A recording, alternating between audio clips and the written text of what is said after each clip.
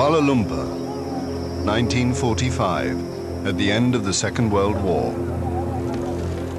Defeated Japanese troops are still at liberty on the streets.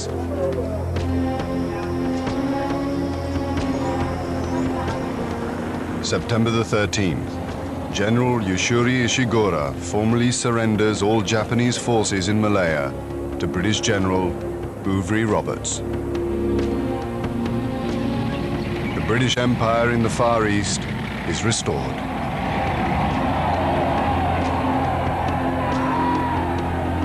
Empire troops march in celebration. Among them, men of the Malayan People's Anti-Japanese Army, who have fought as part of the empire. But within 3 years, many of these soldiers will be involved in a bitter struggle against British forces in an attempted communist takeover of Malaya. The British Empire will become embroiled in the Cold War.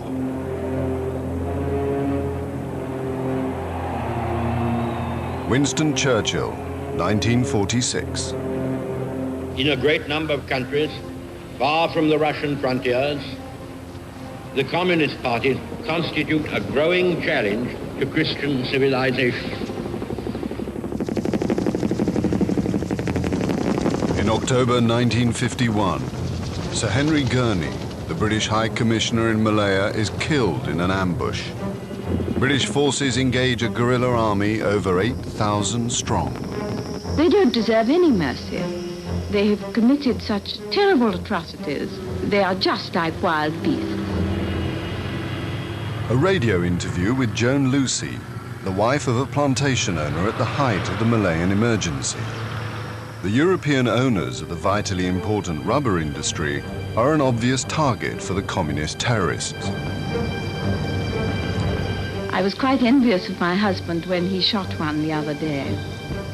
I could in some way repay the death of my friends by getting one or two in return. As the authorities round up more and more suspected communist sympathizers, the rebels retreat deeper and deeper into the Malayan jungle.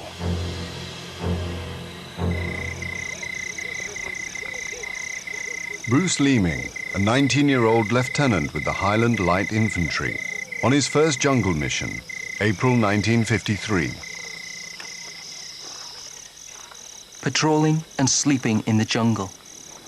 Torrential rain, swamps, leeches, mosquitoes, prickly heat all over our skins. We haven't stopped sweating since we left Aden. I dream constantly of frost and snow. Oh, to walk free in the kilt again, instead of this clinging, sodden, jungle green kit.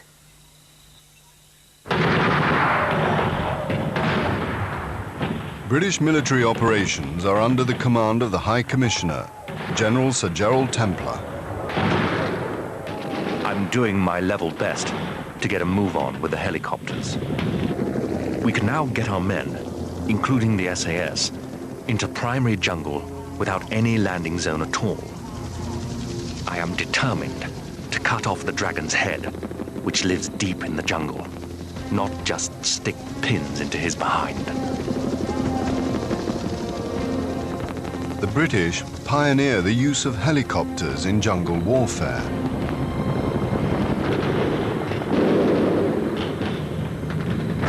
Over 45,000 Empire troops are deployed.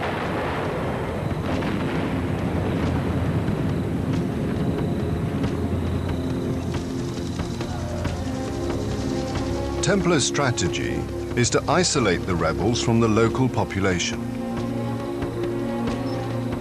The natives hold the key to the deep jungle. Without native food, the terrorists can't survive.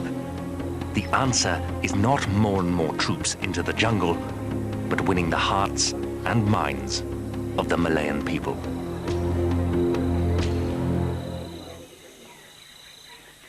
Determined not to let Malaya fall into communist hands, the British conduct a costly anti-insurgency campaign, which lasts 9 years. By 1957, the Communist revolt is effectively at an end. Over 6,500 Communist rebels are dead. Government dead number almost 2,500, including more than 500 British troops.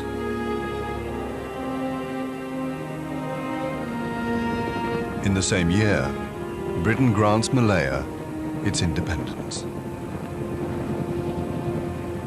The leader of Malaya's Democratic Alliance and its first Prime Minister, Tunku Abdul Rahman.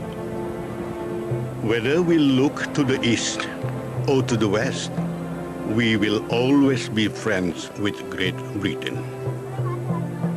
In just 12 years, following victory in the Second World War, Britain's empire in the Far East has all but gone.